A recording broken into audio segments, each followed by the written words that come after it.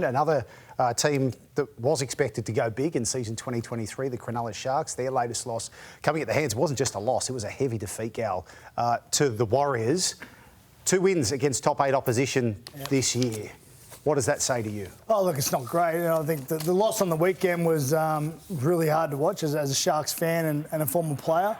I spoke about resilience and the Roosters not having much resilience. The Sharks didn't show much at all on the weekend, particularly their left edge defensively has been pretty poor all year. And I know Craig Fitzgibbon is a defensive-minded coach and a defensive-minded person. He'll be terribly disappointed at the defence, not only on the weekend, but against top 8 sides all year. So, look, where does he go? Luckily for him, he does have options there. He's got guys like Connor Tracy aren't playing first grade. Young Trindle's not playing first grade. So he does have options there. So these guys probably are on notice that they need to start performing. Whether he pulls the trigger and changes it, I'm not too sure. But I understand that. I don't understand. I haven't spoken to Fitzy, but I would imagine he'll be terribly disappointed as where they are at the moment. Gal, a couple of interesting points. I mean, they got rid of Johnny Morris from the club because the idea was that he could not beat top 8 sides.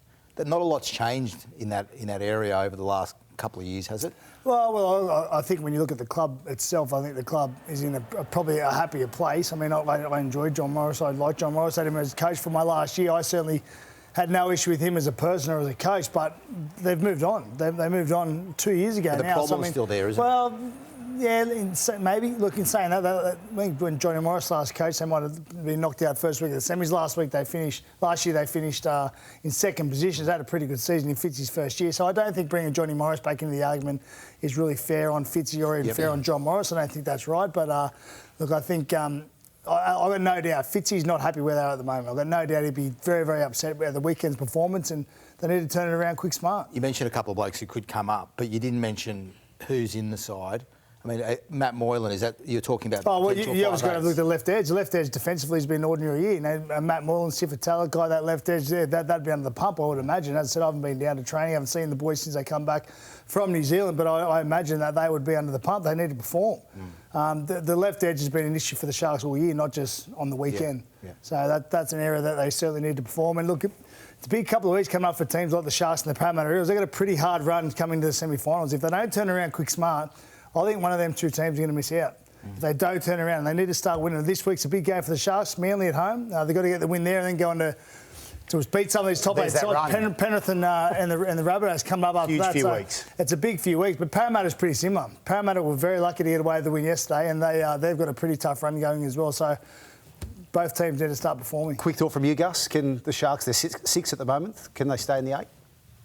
I don't think so. Not with the draw that they've got there, not with the way they perform against those top sides. Again, it just shows the graphic difference between the top teams and the bottom teams in this competition, that they can be so dominant with the bottom 9 teams in the competition and still be non-competitive with the top 8 teams in the competition. I mean, the Warriors absolutely gassed them on the weekend. They were just far too good for them.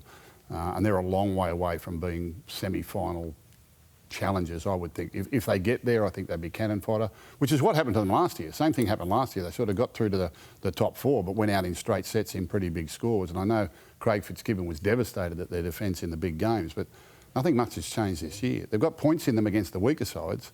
They struggle to score points against the better sides, and their defence just doesn't cope.